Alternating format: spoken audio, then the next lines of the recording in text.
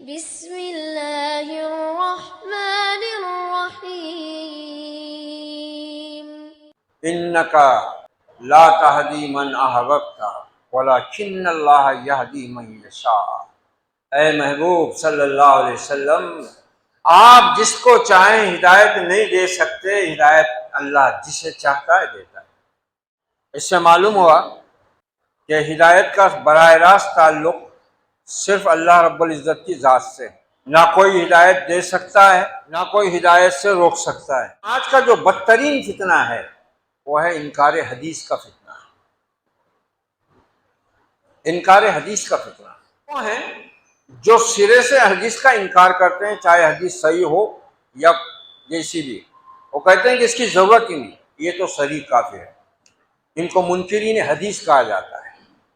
یہ مسلمانوں میں اہل قرآن کے نام سے آتے ہیں، قرآن والے، کہ رب نے کیا حکم دیا، رب نے کیا بتایا، فلا ربک لا یؤمنون حتی یحکموک فیما شجر بینہم ثم لا یجدوا فی انفسہم حرجا مما قضیت ویسلموا تسلیما۔ قسم کھا کر کہہ رہا ہے پروردگار، فلا ربک، اے محمد صلی اللہ علیہ وسلم تمہارے رب کی قسم ہے، لا یؤمنون، یہ ایمان والے ہوں گے ہی نہیں جب تک کہ تیرے ہر فیصلے کو برضا و رغبت بلا چوں و چرا مان نہ لے، دل میں تنگی بھی نہیں محسوس کرنا۔ محترم خواتین و حضرات، اللہ تعالیٰ نے اس زمین پر جب انسان کو پہلے انسان کو، اپنے پہلے نبی کو، اپنے پہلے بندے کو اور اس کی بیوی کے ساتھ اتارا تو یہ کہہ کر اتارا تھا کہ یاتینکم منی ہدن، اب جاؤ زمین پر اور تمہارے پاس میری طرف سے ہدایت آئے گی۔ فمن تبع ہدایا، تو جو کوئی میری ہدایت کی پیروی کرے گا تو اس کے لیے پھر کسی غم اور رنج اور پریشانی کی بات نہیں، وہ پھر سے اسی عیش و آرام اور نعمت والی جنتوں میں داخل ہوگا۔ اس سے معلوم ہوا کہ ہدایت کا براہ راست تعلق صرف اللہ رب العزت کی ذات سے، نہ کوئی ہدایت دے سکتا ہے نہ کوئی ہدایت سے روک سکتا ہے۔ کوئی نبی ہو، کوئی رسول ہو، اور پھر نبی اور رسول سے بڑا تو کسی کا مرتبہ ہے ہی نہیں مخلوق میں، سب سے بڑے رتبے کے لوگ یہی ہیں، اللہ کے رسول اور اللہ کے انبیاء۔ ان کا جو مقام ہے مخلوقات میں، چاہے وہ فرشتے ہوں، جن ہوں یا انسان ہوں، تمام مخلوقات میں اللہ کے بعد اگر کسی کا مرتبہ و مقام ہے تو وہ انبیاء اور رسول کا ہے۔ جب یہ نہیں دے سکتے، جیسے کہ اللہ نے اپنے آخری اور محبوب نبی کو فرمایا، جب آپ نے اپنے چچا سے کہا، ابو طالب سے، کہ چچا لا الہ الا اللہ محمد الرسول اللہ پڑھ دو، میں قیامت کے دن آپ کے بارے میں سفارش کر لوں گا۔ آخری وقت ہے ابو طالب کا، اور اس بڑھاپے کی عمر میں 80-82 سال کی عمر تھی اس وقت، اس چچا نے آپ کا بھرپور ساتھ دیا، بھرپور ساتھ دیا ہے آپ کا، پوری قوم کی مخالفت کے مقابلے میں ڈٹ کر کھڑے ہو گئے۔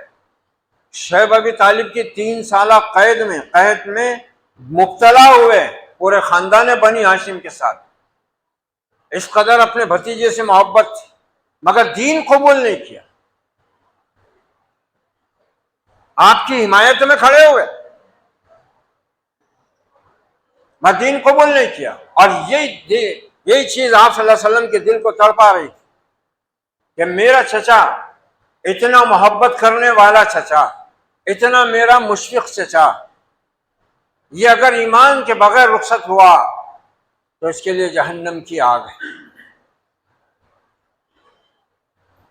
آپ اصرار کرتے رہے، قریش کے متکبرین وہاں پر موجود ہوتے، وہ کہتے ابو طالب باپ دادا کے دین کو چھوڑو گے؟ آپ اصرار کرتے، قریش کے وہ متکبر ابو طالب کو آر دلاتے تھے کہ اے شیخ قریش، موت کے وقت میں ڈر کر باپ دادا کے دین سے پھر جاؤ گے؟ آپ تڑپ تڑپ کر کہتے رہے، مگر ابو طالب نے کہا بھتیجے نار منظور ہے، آر منظور نہیں، یعنی آگ قبول ہے مگر یہ جو مجھ کو آر دلا رہے ہیں یہ آر لے کر میں دنیا سے نہیں جانا چاہتا، میں اپنے باپ دادا کے دین پر مرتا ہوں۔ دل تڑپ گیا آپ کا، یہ آپ کو ہی معلوم ہے کہ کتنا آپ تڑپے ہوں گے اپنے چچا کے لیے، بے چین ہو گئے، دعا کے لیے ہاتھ اٹھے، رب نے کہا انکا لا تہدی من احببت ولکن اللہ یہدی من یشاء۔ اے محبوب صلی اللہ علیہ وسلم، آپ جس کو چاہیں ہدایت نہیں دے سکتے، ہدایت اللہ جسے چاہتا ہے دیتا ہے۔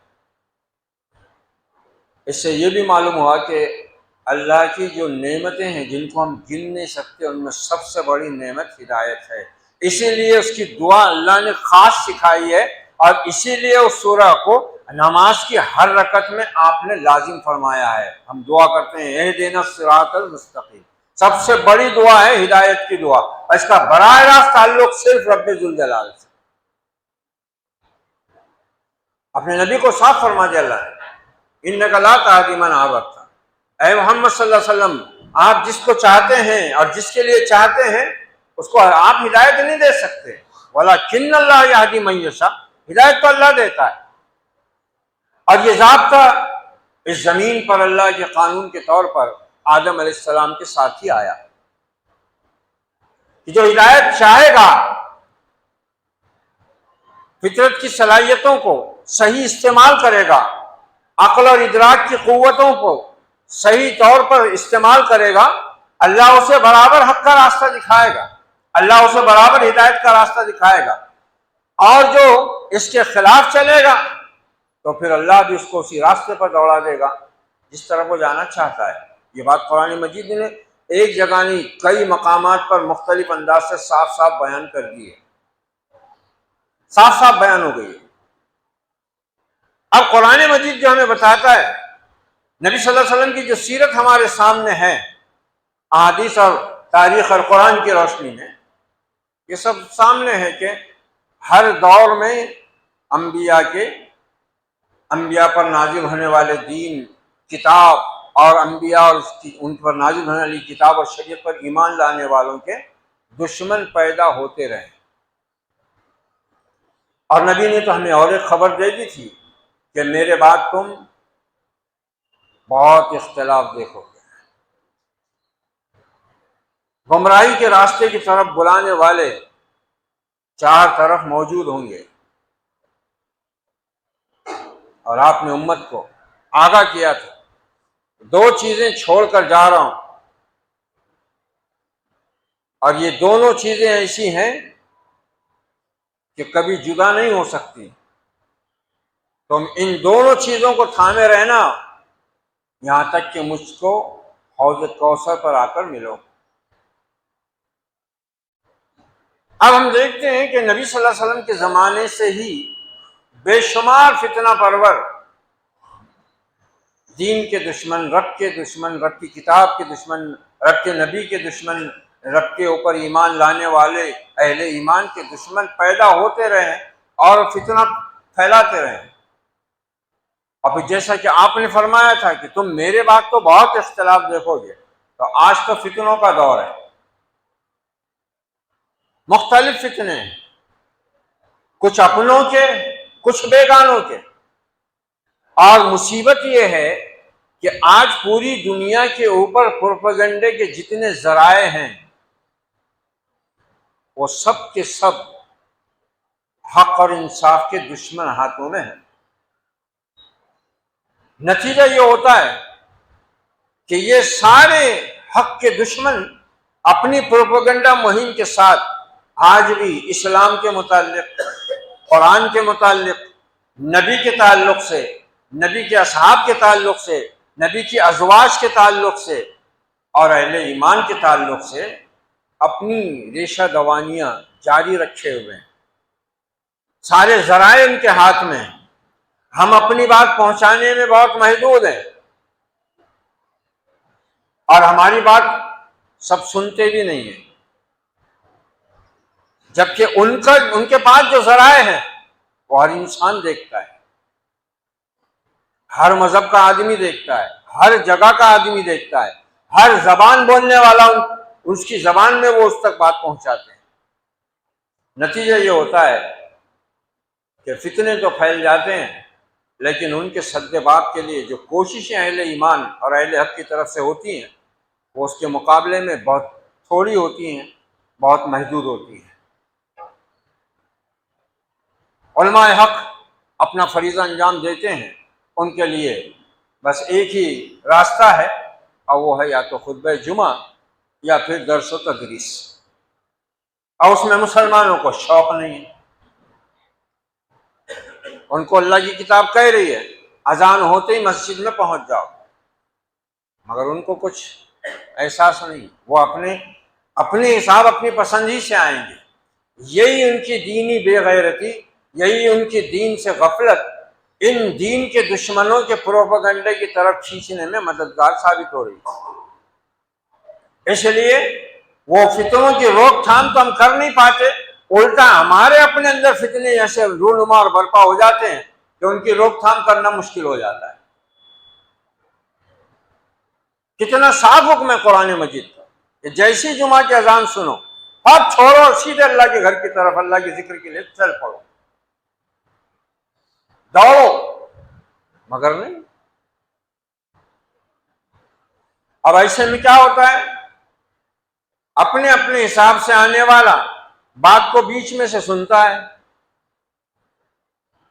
اس کو یہی پتہ نہیں کہ بات کہاں سے شروع ہوئی تھی، کیا تمہید باندھی گئی تھی، کیا چیز سمجھانا مقصد تھا، اس کے کہانی نہیں سنے۔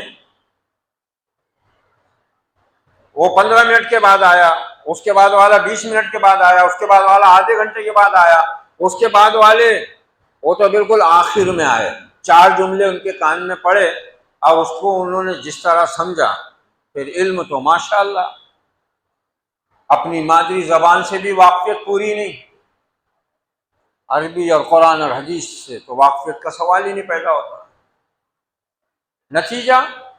نتیجہ یہ ہو رہا ہے کہ قرآن مجید جیسی کتاب ہدایت رکھتے ہوئے محمد الرسول اللہ صلی اللہ علیہ وسلم جیسا رہبر اور رہنما اور مکمل آپ کی شریعت اور سیرت رکھتے ہوئے بھی یہ امت آج کئی فتنوں کا شکار ہے۔ کئی طرح کے فتنے، کچھ غیروں کی طرف سے ہیں منصوبہ بند طریقے سے، تو کچھ اپنوں کی طرف سے ہیں۔ ان میں آج کا جو بدترین فتنہ ہے، جو ہمارے اندر ہے، ملت کے اندر پیدا ہوا ہے، وہ ہے انکار حدیث کا فتنہ۔ انکار حدیث کا فتنہ، اور یہ 3 قسم کے لوگ ہیں، منکرین حدیث 3 قسم کے ہیں۔ ایک وہ ہیں جو سرے سے حدیث کا انکار کرتے ہیں، چاہے حدیث صحیح ہو یا جیسی بھی، وہ کہتے ہیں کہ اس کی ضرورت ہی نہیں، یہ تو صحیح کافی ہے۔ ان کو منکرین حدیث کہا جاتا ہے۔ یہ مسلمانوں میں اہل قرآن کے نام سے آتے ہیں، قرآن والے۔ ان کا دعویٰ یہ ہے کہ صرف قرآن ہی محفوظ ہے اور یہی ہدایت کے لیے کافی ہے۔ اب ان عقل کے اندھوں سے کوئی پوچھے کہ یہ قرآن اللہ کا کلام ہے، یہ تم کو کہاں سے معلوم ہوا، کس نے بتایا؟ قرآن اللہ کا کلام ہے، یہ تم کو کس نے بتایا؟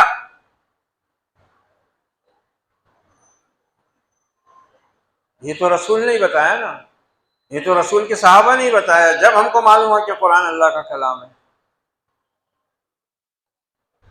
جب کوئی گمراہی کی طرف جاتا ہے نا، اللہ تعالیٰ نے فرمایا نا، پھر وہ سمم بکم عمیٌ کے زمرے میں آ جاتا ہے، اندھا بہرا گونگا۔ اور ان پاگلوں کی کیفیت کیا ہوتی ہے معلوم ہے؟ ان پاگلوں کی کیفیت یہ ہوتی ہے کہ ایک آدمی دماغی توازن اس کا تھوڑا سا کھسک گیا، وہ ایک ہی بات بولتا تھا، ربر لاؤں گا، غلیل بناؤں گا، پتھر لگاؤں گا چڑیا کو ماروں گا. دوسرا کچھ بولتا ہی نہیں تھا. اس کو پاگل خانے میں ڈالے. ڈاکٹروں نے علاج کیے. چند دن کے علاج میں تھوڑا اس کی کیفیت نارمل ہوئی.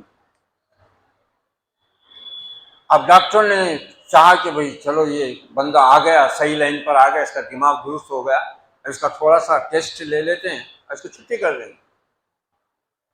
اچھا بتاؤ تم یہاں سے جانے کے بعد کیا کرو گے؟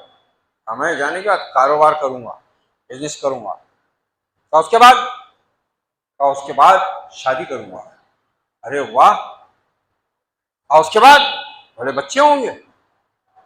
بولے شاباش. پھر بچوں کی سالگرہ مناؤں گا. بولے ارے واہ. بولے پھر بچوں کو سالگرہ میں تحفے آئیں گے اور سارے ان کے ڈریس آئیں گے. پھر اس میں سے الاسٹک نکالوں گا, گلیل بناؤں گا, پتھر لگاؤں گا, چڑیا کو ماروں گا. یہ منکرین حدیث کا فارمولہ ہے. وہ بالکل اسی پوزیشن میں کم بخت.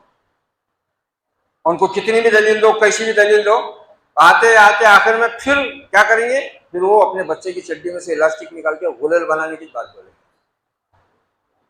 یہ منکرین حدیث ہے. عقل پہ یہ بہت علمی باعث ہے. نہ میرے کو اتنا علم ہے, نہ آپ لوگوں کو اتنا سمجھنے کی ضرورت ہے. میں ایک عام فہم انداز میں بات جو میرے علم میں کتابوں اور اہل حق کے تقریروں اور دروس سے آئی ہے وہ میں سمجھا دے رہا ہوں کہ یہ موجودہ دور کا یہ فتنہ بہت خطرناک فتنہ ہے. آج کا نہیں ہے مگر اس وقت بہت تیزی میں ہے. فتنہ بہت پرانا ہے. اس کی بنیاد تو نبی کے زمانے میں دور رسالت میں پڑ گئی تھی. کیسے؟ اس سے پہلے سورہ توبہ کی آیات کی روشنی میں جو خطبات چلے تھے اس میں وہ بات آئی تھی. آیت کا ٹکڑا ہے سورہ توبہ کی, وَمِنْهُمْ مَنْ يَلْمِزُكَ فِي الصَّدَقَاتِ. اے محمد صلی اللہ علیہ وسلم, ان میں وہ بھی شامل ہیں جو صدقات کی تقسیم کے معاملے میں آپ پر عیب لگاتے ہیں, الزام لگاتے ہیں. بخاری مسلم میں شاید کی تفسیر میں وہ واقعہ لکھا ہوا ہے کہ ابن ذی الخویسرہ نامی ایک بدبخت آیا اس وقت جب آپ صدقات تقسیم فرما رہے تھے, اور اس نے آپ سے کہا اے محمد صلی اللہ علیہ وسلم انصاف سے کام لیجیے. آپ نے فرمایا افسوس ہے تجھ پر, اگر میں ہی انصاف نہیں کروں گا تو اور کون کرے گا. یہ پہلا منکر حدیث, یہ ابن ذی الخویسرہ پہلا منکر حدیث. اس نے نبی کے فیصلے پر اعتراض کیا جبکہ رب نے کیا حکم دیا, رب نے کیا بتایا, فَلَا وَرَبِّكَ لَا يُؤْمِنُونَ حَتَّى يُحَكِّمُوكَ فِي مَا شَجَرَ بَيْنَهُمْ ثُمَّ لَا يَجِدُوا فِي أَنفُسِهِمْ حَرَجًا مِّمَّا قَضَيْتَ وَيُسَلِّمُوا تَسْلِيمًا.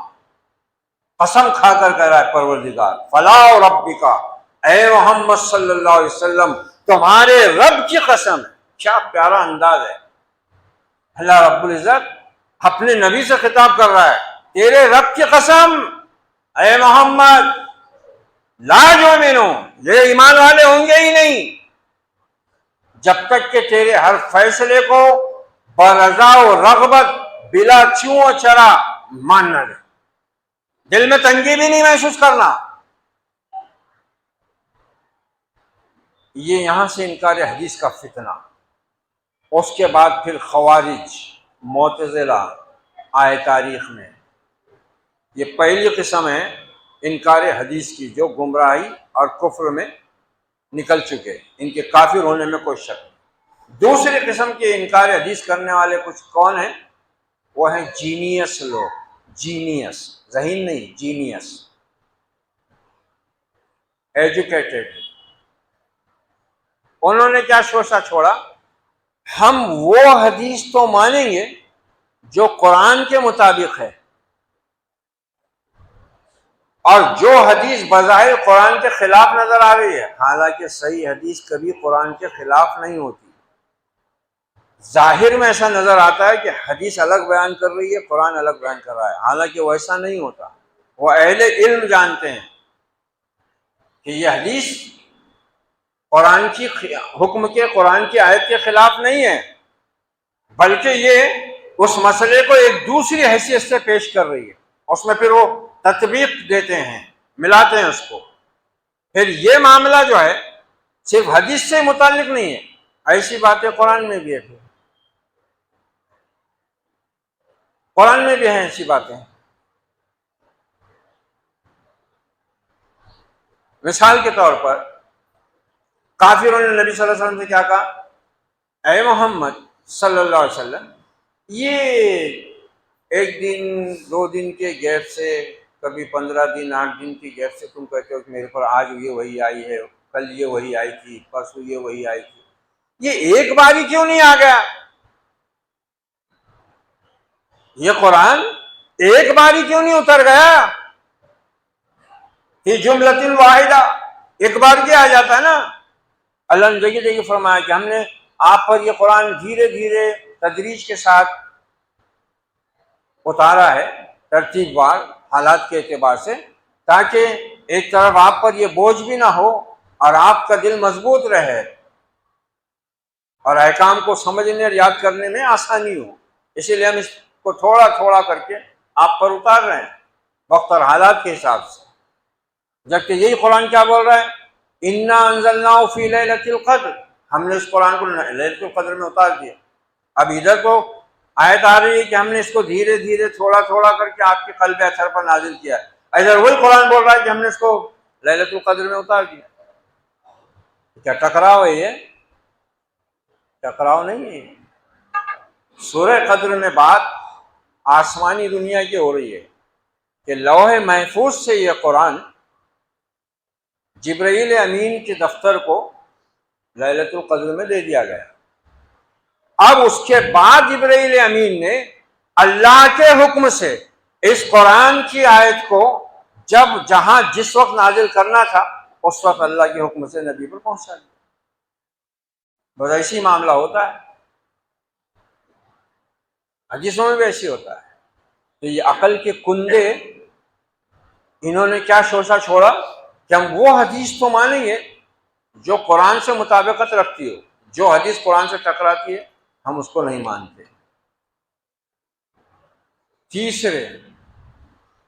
تیسرے چڑیا گھر کے شمپانزی ہیں. انہوں نے کیا شوشہ چھوڑا؟ انہوں نے چھوڑا کہ جو بات عقل میں آئے، جو حدیث ہماری عقل قبول کرے وہ صحیح ہے، اور جو حدیث عقل میں نہ آئے اور سائنس کے بھی خلاف جا رہی ہو وہ ہم نہیں مانیں گے. اس کے لیے انہوں نے چال چلے. انہوں نے کیا چال چلے کہ حدیث اور سنت میں فرق کیے. حدیث الگ چیز ہے، سنت الگ چیز ہے. حدیث آپ کے قول کا نام ہے، سنت آپ کے عمل کا نام ہے.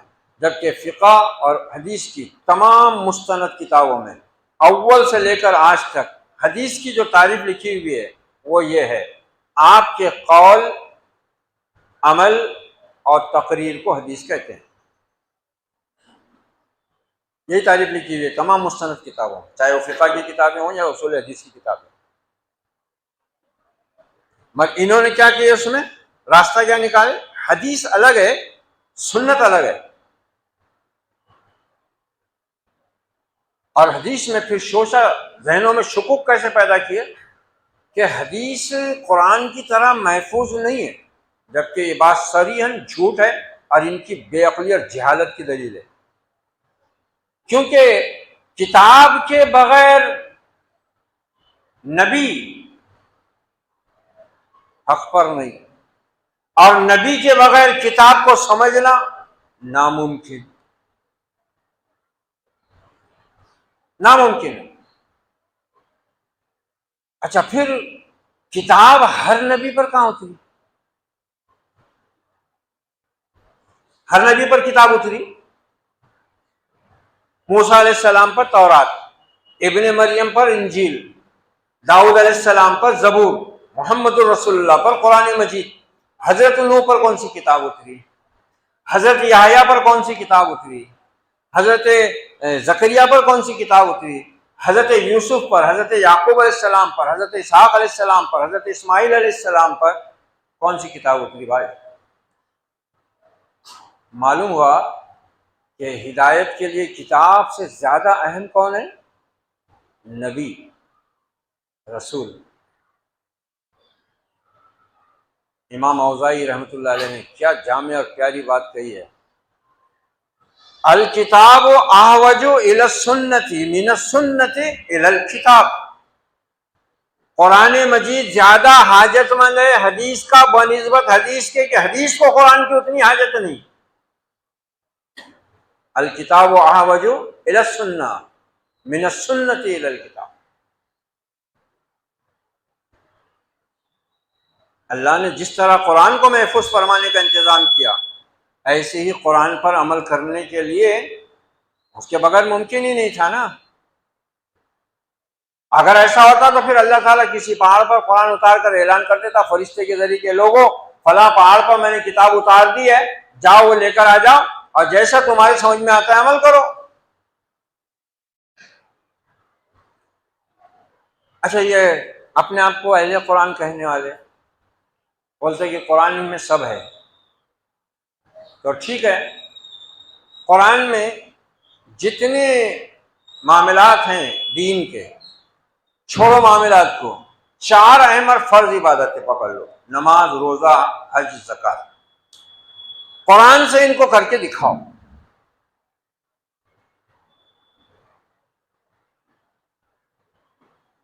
کر کے دکھاؤ، قرآن سے نماز پڑھ کے بتاؤ، قرآن سے روزہ رکھ کے بتاؤ، قرآن سے زکوٰۃ دے کے بتاؤ، قرآن سے حج کر کے بتاؤ۔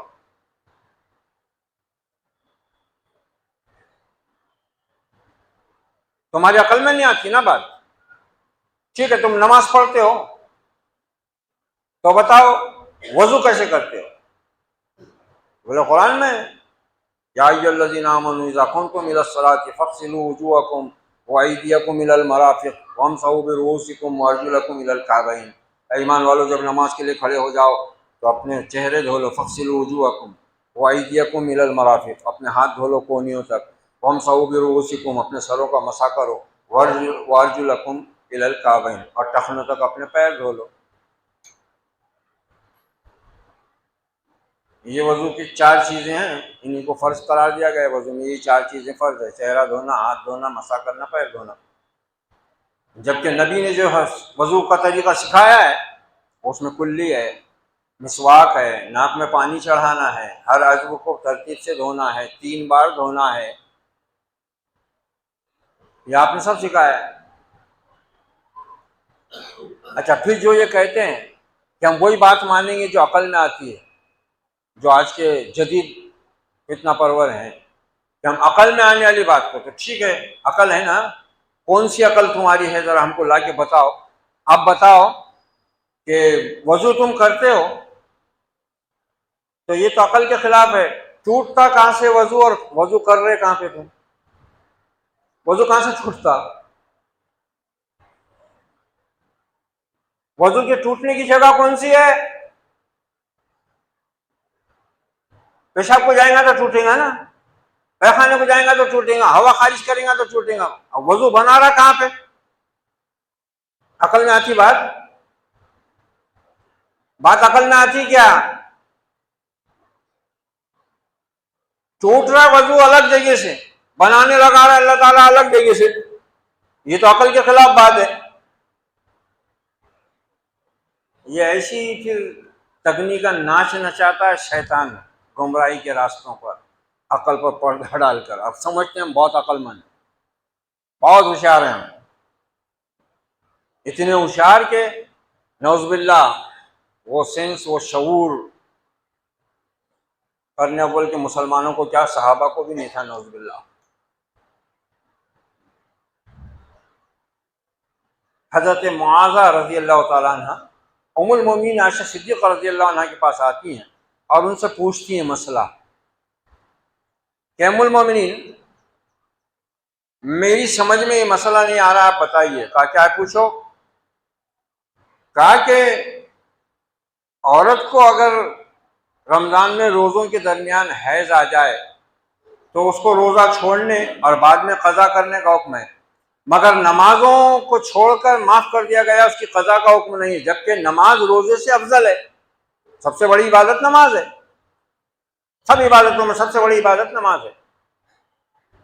ام المومنین عائشہ صدیقہ نے چھوٹتے ہی پوچھا انتی حروریہ، تو خوارج میں سے ہے کیا؟ جو عقل کے پیمانے پر ناپتے ہیں ہر چیز. لست من الحروریہ، نہیں ام المؤمنین میں ان میں سے نہیں ہوں، ایک مسئلہ میرے ذہن میں آیا وہ پوچھ رہی ہوں بس. جواب کیا دیتی ہیں ام المؤمنین؟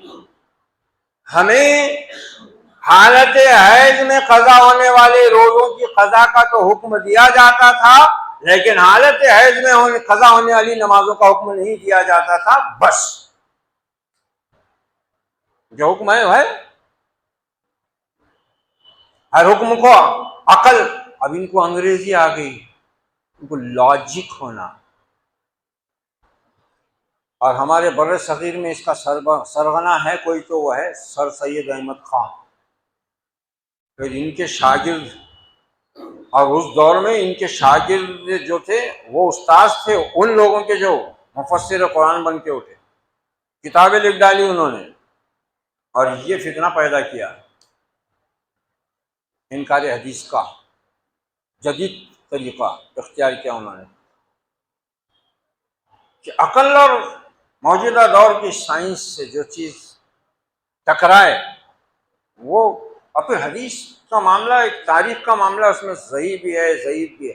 ارے عقل کے کھندو، جس رب نے کتاب کو آخری شکل دی ہے مکمل دین کی حیثیت سے، اس نے اس کتاب پر عمل کرنے والے نبی کو بھیج کر اس کی سیرت اور اس کی شریعت کو بھی محفوظ ہونے کا پورا انتظام کیا ہے، ورنہ قرآن مجید کا کوئی مصرف نہیں باقی رہ جاتا.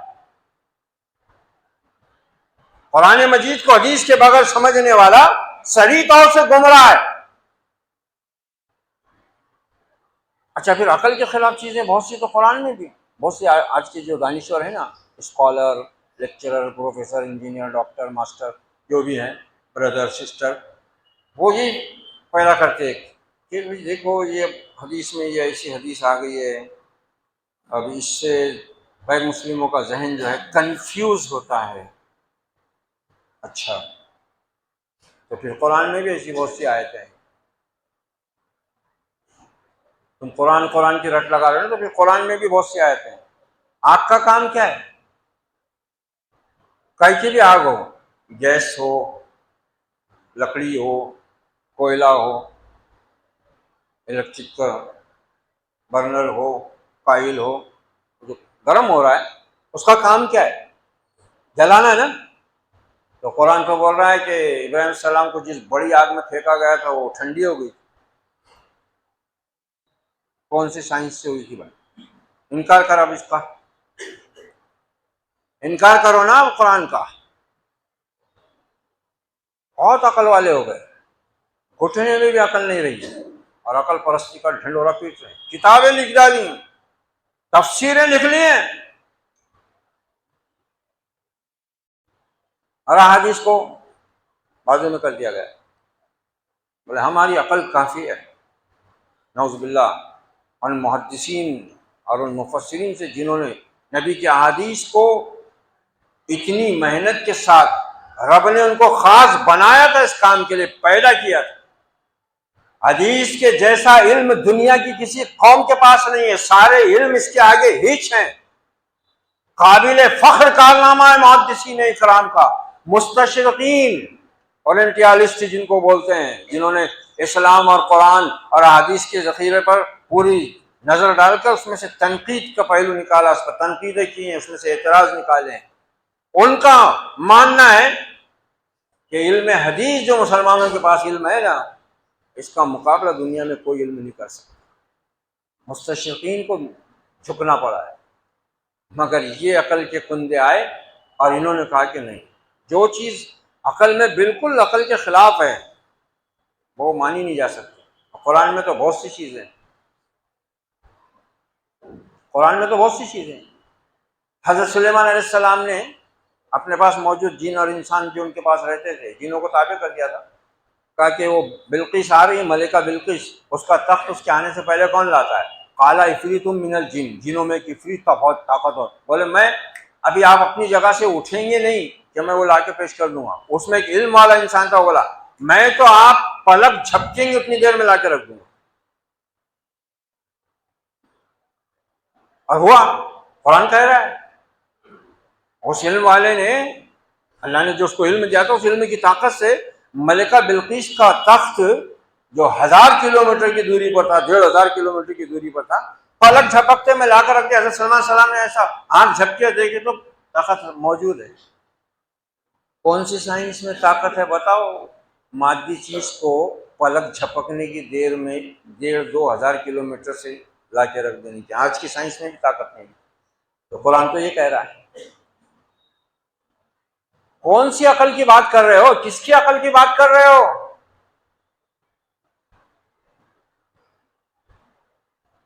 قرآن نے کہہ دیا، اے محمد صلی اللہ علیہ وسلم صاف کہہ دو ان سے میری اتباع کرو بلا چوں و چرا۔ ایک دو آیتیں نہیں، 20 آیتیں موجود ہیں صاف واضح حکم کے ساتھ۔ حکم دیا گیا اہل ایمان کو، یا ایھا الذین آمنوا لا تقدموا بین یدی اللہ ورسولہ، ایمان والو اللہ اس کے رسول سے آگے بڑھنے کی کوشش مت کرو۔ عقل کے گھوڑے نہ دوڑاؤ دین میں۔ عقل و علم کا دین ہے یہ، لیکن اس کی کچھ چیزیں غیب کی ہیں اور کچھ چیزیں بغیر عقل کی توانائیوں کو صرف کیے آمنا صدقنا سمعنا و اطعنا کیے، جو صحابہ کرام کا وتیرہ تھا، جو صحابہ کرام کی امتیازی شان تھی۔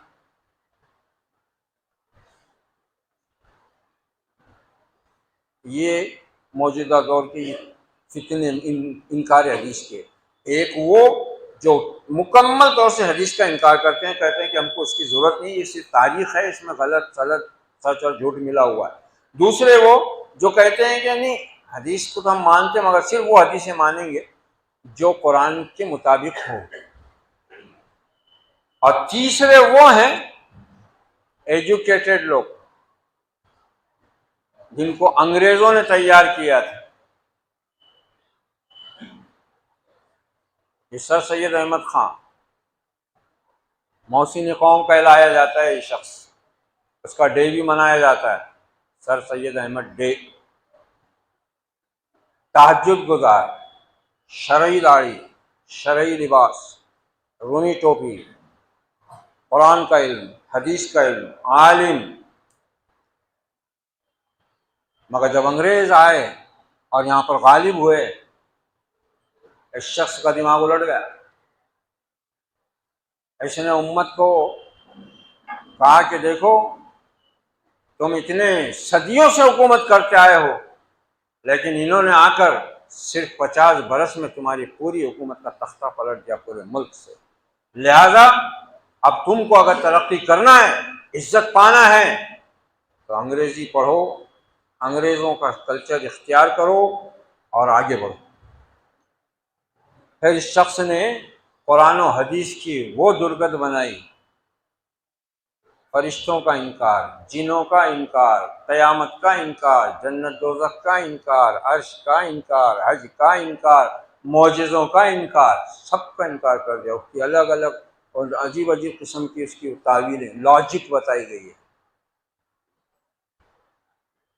لاجک۔ اور پھر انگریزوں کے نوکر تیار کرنے کا ادارہ قائم ہو گیا۔ بس پھر تو وہ الحاد اور وہ دہریت پھیلی بر صغیر میں کہ اللہ کی پناہ۔ اور پھر اس کے جو شاگرد ہوئے وہ بیچارے قرآن کی تفسیر کرتے ہوئے بھی اسی دھارے میں بہہ گئے اور انہوں نے انکار کر دیا صحیح احادیث کا کہ یہ عقل میں نہیں آتی۔ اور آج بھی وہ ان کا حال یہ ہے، اور حد تو یہ ہے کہ یہ اتنے بڑے خائن اور جہالت میں مبتلا ہیں کہ حدیث رسول کو یہ انتشار کا سبب بتاتے ہیں اور جہلا کو اکساتے ہیں۔ حضرت عمر رضی اللہ تعالیٰ عنہ، مجلس جمی بھی ہے، سیدنا عمر فاروق رضی اللہ عنہ کہتے ہیں کہ یہ جو رمل کیا جاتا ہے، رمل کس کو بولتے ہیں؟ جب ہم عمرے کو یا حج کو جاتے ہیں، کعبۃ اللہ کا طواف کرتے ہیں، تو 7 چکر میں ایک طواف پورا ہوتا ہے، تو پہلے 3 چکر میں وہ احرام کو بغل کے نیچے سے نکال کر ادھر ڈال لیتے، کندھا کھلا کر دیتے، یہ شانہ بھی کھلا رہتا، اس پہ خالی ادھر چادر پڑی رہتی۔ اب وہاں 3 چکر میں چلنا کیسا ہے؟ اکڑ کے، جبکہ اسلام نے اس کو پسند نہیں کیا۔ وَلَا تَمْشِ فِي الْأَرْضِ مَرْحًا، بولا ہے زمین میں اکڑ کے مت چلو، مگر طواف میں یہ حکم ہے، چاہے طواف عمرے کا ہو، حج کا ہو، کوئی نفل ہو، واجب ہو، فرض ہو، کچھ بھی ہو، جو بھی طواف کر رہا ہے پہلے 3 چکر میں وہ اکڑے گا۔ کیوں؟ جب آپ صلی اللہ علیہ وسلم پہلی مرتبہ صلح حدیبیہ کے وقت تو آپ کو کافروں نے آنے نہیں دیا، اس کے بعد شرط ہوئی تھی کہ آپ آئندہ سال آنا اور ہتھیار نہیں لانا، تو آپ آئے عمرے کے لیے صحابہ کے ساتھ، تو کافر دیکھ دیکھ کے ہنسے، ارے یار یہ اپنے لوگ وہاں مدینہ جا کے کیسے ڈھلے ہو گئے، کتنے کمزور ہو گئے۔ بات نبی کو پہنچی، آپ نے حکم دیا ہے میرے صحابہ رمل کرو، شانے اچکاؤ، کھول دو شانہ، نیچے سے نکالو چادر کو احرام کی، شانے اچکاؤ، سینہ آگے کرو، کھول کے چلو، 3 چکر۔ اب حضرت عمر رضی اللہ عنہ کہہ رہے اے نبی کے صحابہ، یہ رمل کی ایک علت تھی، ایک سبب تھا، ایک وجہ تھی، وہ اب نہیں ہے، وہ اب نہیں ہے نا۔ اس وقت کعبہ مشرکوں کے ہاتھ میں تھا اور ہم ایسے ایسے تھوڑا کمزور تھے حالات کی وجہ سے، اور انہوں نے تانا دیا تھا، تو ہم کو حکم دیا گیا تھا کہ ہم شانے اچکا کے سینہ تان کے 3 چکر پورے کریں کم سے کم، اب ضرورت نہیں ہے۔ حضرت عمر کہے دیکھو صحابہ کیسے تھے، نبی کی اطاعت کا سبق کیسے پڑھایا انہوں نے، کیسے پڑھا ہے انہوں نے۔ خود حضرت عمر رضی اللہ عنہ فرما رہے ہیں کہ وہ رمل اس وجہ سے تھا، کافروں نے ایسے ایسے تانا دیے تھے کمزوری کا، تو آپ نے ہم کو حکم دیے تھے، اب وہ سبب، وہ علت تو رہی نہیں، تو پھر اب کیا ضرورت ہے؟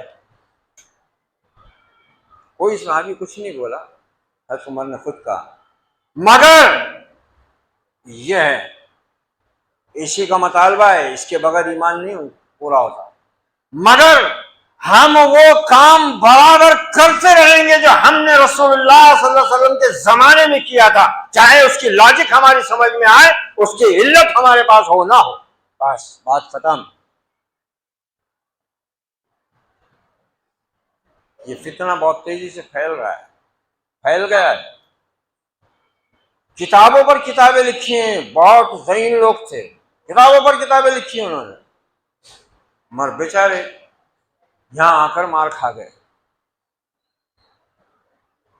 ایمان لانا ہے، پوری طرح ایمان لاؤ، قرآن حدیث سے، حدیث قرآن سے الگ کوئی چیز نہیں، آپ نے خود بیان فرما دیا ہے،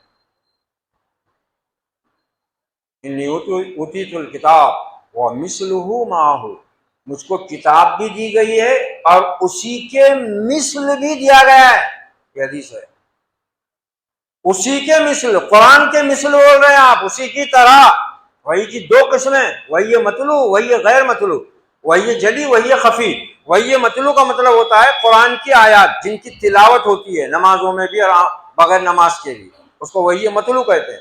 اور ایک وحی وہ ہوتی ہے جو ہے تو وہی بالکل قرآن کی طرح، حق، سچ، لیکن اس کی تلاوت نہیں ہوتی، نماز میں حدیث نہیں پڑھی جاتی، صرف قرآن کی تلاوت کی جاتی۔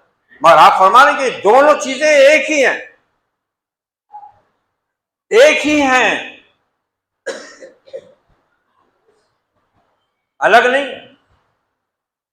اسی لیے قرآن مجید کو جگہ جگہ اللہ نے خود حدیث کے لفظ سے تعبیر کیا ہے، فَبِأَيِّ حَدِيثٍ بَعْدَهُ يُؤْمِنُونَ، اس حدیث کے بعد تم کس بات پر ایمان لاؤ گے، قرآن کو کہا جا رہا ہے، ایک جگہ نہیں، کئی جگہ لفظ قرآن کے لیے حدیث کا استعمال ہوا ہے، اور آپ نے خود تاکید فرمائی ہے کہ اگر ہو 2 چیزیں چھوڑ کر جا رہا ہوں، دونوں ایک دوسرے کے ساتھ چپکی رہیں گی، لازم و ملزوم رہیں گی، ان میں فرق نہیں ہوگا، اور تم اسی طرح ان کو تھامے رہو گے یہاں تک کہ تم حوض کوثر پر آ کر مجھ سے مل لو۔ تو یہ انکار حدیث کا فتنہ جو ہے بہت بدترین فتنہ ہے، جس نے مسلمانوں کے عقیدہ و ایمان کی بنیادیں ہلا کر رکھ دی ہیں۔ تو ہم کو اس چیز کو سمجھنے کی، جاننے کی ضرورت ہے تاکہ ہم اس فتنے کا شکار نہ ہوں، اور ایسے ایسے لا کر کھڑے کر، ارے ضعیف حدیث ہے، یہ کمزور حدیث ہے۔ اور کمال کی بات یہ ہے کہ یہ وہ دانشور ہیں جو حدیث رسول کے بارے میں تو شک میں مبتلا ہوتے ہیں، شک میں مبتلا کرتے ہیں، لیکن تورات اور انجیل کے حوالے ایسے دیتے ہیں جیسے وہی ان کے اوپر ہی ہوتی ہے۔ تورات اور انجیل قرآن کی سب سے بہترین تفسیر تو وہی کرے گا جس پر قرآن نازل ہوا ہے، اور اس کے بعد وہ لوگ کریں گے جن کے سامنے قرآن نازل ہوا ہے، اور جنہوں نے نبی مجسم، وحی مجسم محمد الرسول اللہ کو قرآن پر عمل کرتے ہوئے اس طرح دیکھا کہ مجسم قرآن آپ تھے، ان سے بہتر اور کون دین کے احکام کو سمجھ اور جان سکتا ہے؟ تو یہ ترقی اور تعلیم کے نام پر جو فتنہ انگریز کے دور میں اٹھا، اس نے بہت تباہی مچائی ہے۔ وہ تو اللہ بھلا کرے ان علماء حق کا جنہوں نے اس ادارے کے قیام کے ساتھ ہی اپنے مدرسے قائم کر لیے اللہ کے بھروسے، اور اس امت کو گمراہ ہونے اور مرتد ہونے سے بچانے کا فریضہ اللہ نے انجام دینے کا حوصلہ ان کو بخشا، صلاحیت ان کو بخشی، اور وہ اپنا فرض پورا کر کے گئے۔ اللہ ان کی قبروں کو نور سے بھرے، انہیں اعلیٰ مقام عطا فرمائے اپنی جنتوں میں۔ مگر مسلمانوں کو اپنے ان محسنوں کا کچھ بھی معلوم نہیں، ان سے کوئی واقفیت نہیں، ان سے کوئی آگاہی نہیں، بلکہ اس پروپیگنڈے نے ان کو الٹا ان کے ذہنوں میں متون اور مشکوک کر کے رکھ دیا ہوا ہے۔ اس امت کو پیچھے ڈالنے میں ان مولویوں اور علماء کا ہاتھ، صاف بول رہے ہیں لوگ، اس امت کو تنزل کا شکار کرنے میں ان مولویوں اور علماء کا ہاتھ ہے۔ اور یہ باتیں وہ لوگ کہتے ہیں جن کو شریعت کی ہوا تک نہیں لگی ہوتی، مگر ان کے ساتھ بڑی بڑی ڈگریاں لگی ہوئی ہے، پی ایچ ڈی، ڈاکٹر، زبان بھی اتنی محدود کمینوں کے پاس، انجیکشن دینے والا بھی ڈاکٹر، بھینس کو انجیکشن دینے والا بھی ڈاکٹر، پی ایچ ڈی کر کے جو ہو ڈگری لے رہا وہ بھی ڈاکٹر، الفاظ بھی نہیں ان کے پاس دوسرے، کس کو کیا بولنا، اور اس پر ناز ہے، فخر ہے۔ لٹیا ڈبو دی انہوں نے، کھانا خراب کر دیا، ایمان کو دیمک لگا دی انہوں نے شک کی، اور وہ دین جو بندے کو اللہ کے قریب لے جانے والا اور آخرت کی فکر میں مبتلا کرنے والا تھا، اس کو مشکوک بنا کر اس امت کے افراد کو دنیا پرستی کی طرف دھکیل دیا انہوں نے آسانی سے۔ یہ صورتحال ہے۔ تو آج یہ فتنہ اور یہ مشکل یہی ہے نا، وہ جو منکرین حدیث ہیں، سرے سے حدیث کا انکار کرنے والے، ان سے تو آدمی ہوشیار ہو جاتا، لیکن یہ جو دو قسم کے ہیں نا، یہ جو آج موجود ہیں اور بڑے بڑے ان میں علم والے پائے جاتے ہیں، صاحب کتاب، کئی کتابیں لکھ ماری انہوں نے، ورلڈ فیمس ہیں وہ، مگر بیچاروں نے عقل کی کسوٹی اور سائنس کی معیار پر قرآن و سنت کو پرکھ کر اپنی آخرت کو تباہ کر لیا ہوا ہے اور گمراہی کے راستے پیدا کر دیے۔ اب یہ تو جائیں گے ہی جائیں گے، لیکن ان کے اس علم کے پیچھے جو اندھے بہرے گونگے لوگ چلیں گے نا، ان کا وبال بھی اپنے ساتھ لے جائیں گے۔ نبی کے کسی بھی عمل، نبی کی کسی بھی بات کو اگر کوئی مسلمان یہ جانتے ہوئے کہ یہ نبی کی بات ہے اس سے اعراض برتے گا، انکار کرے گا، قرآن کا فتویٰ ہے، کسی مولوی کا فتویٰ نہیں، قرآن کا فتویٰ ہے، اس رب کا فتویٰ ہے جس نے حق کے ساتھ قرآن اتارا، اپنے نبی کو حق کے ساتھ بھیج کر۔ فَلَا وَرَبِّكَ لَا يُؤْمِنُونَ، وہ ایمان والے نہیں، ایمان والے نہیں۔ یہ ضروری نہیں کہ تمہاری اس کھوپڑی میں جو عقل ہے اس میں تم کو اللہ کی ہر بات سمجھ میں آ جائے، نبی کی ہر بات تم سمجھ جاؤ، ضروری نہیں ہے۔ مگر اس طرز پر علم کے حصول کے نتیجے میں کیا ہوا؟ اب مسلمانوں کے ذہنوں میں یہ شکوک پیدا کیے گئے۔ میں نے بتایا نا کہ قرآن کی تفسیر کرنے والے علماء تک بھٹک گئے۔ صاف لکھا ہوا ہے کہ احادیث کی ضرورت نہیں ہے، قرآن خود اپنی تفسیر کر لیتا ہے۔ کہیں عربی ادب، کہیں عربی لغت، کہیں عربی دانی، زبان دانی۔ ارے زبان دانی بھی کوئی عام معمولی چیز تھوڑی ہے، معمولی چیز تھوڑی ہے، اس سے نہیں کچھ ہونے والا ہے۔ لغت تم کو کتنی آتی ہے، تم کتنا گرامر جانتے ہو، کتنے قواعد جانتے ہو۔ نبی نے صحابہ اکرام کو، اپنی قوم کو جو قرآن سکھایا نا، جو قرآن سنایا، وہ سیدھا سیدھا توحید کی دعوت پر، رسالت اور آخرت کی دعوت پر مبنی ہے اور احکامات پر مبنی ہے بس۔ اور نبی نے ان احکامات کو عمل کر کے دکھایا کہ تم کو اس طرح عمل کرنا ہے، ختم۔ یہ لغت دانی، زبان دانی اور آئی کیو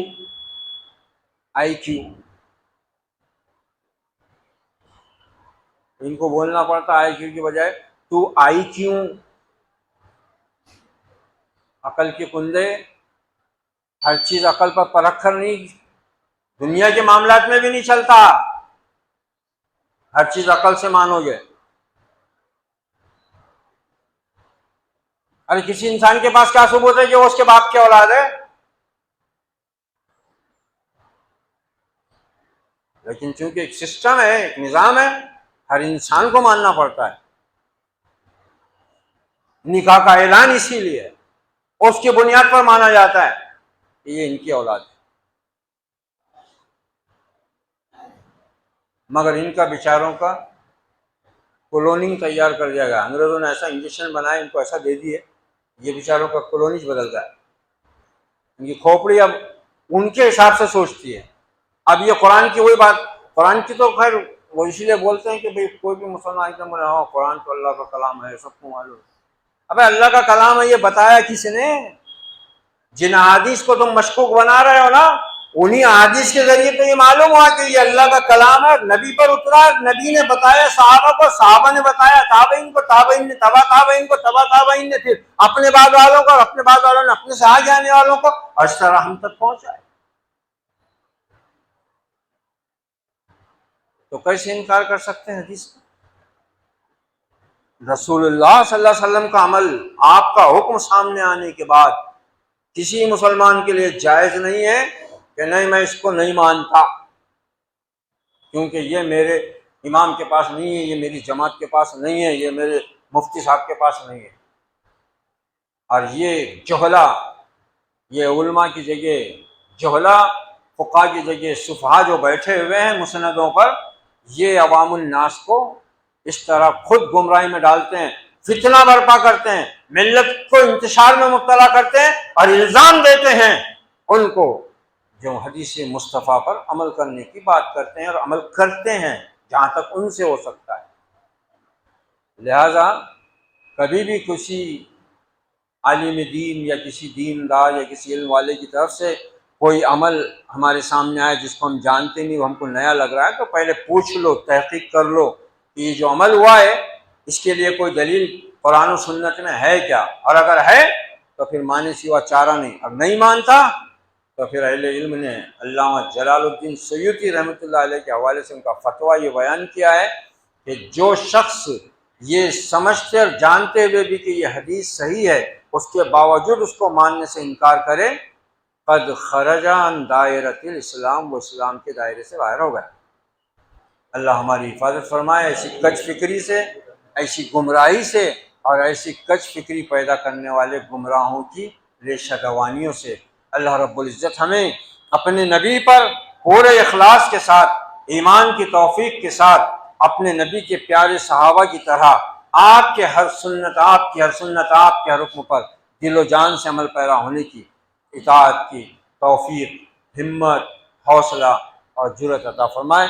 اقول قولی ھذا واستغفر اللہ لی ولکم ولسائر المسلمین فاستغفروہ انہ هو التواب الرحیم ورب کریم، وصلی اللہ علی النبی وعلی آلہ واصحابہ اجمعین والعاقبۃ للمتقین، والسلام علیکم ورحمۃ اللہ وبرکاتہ۔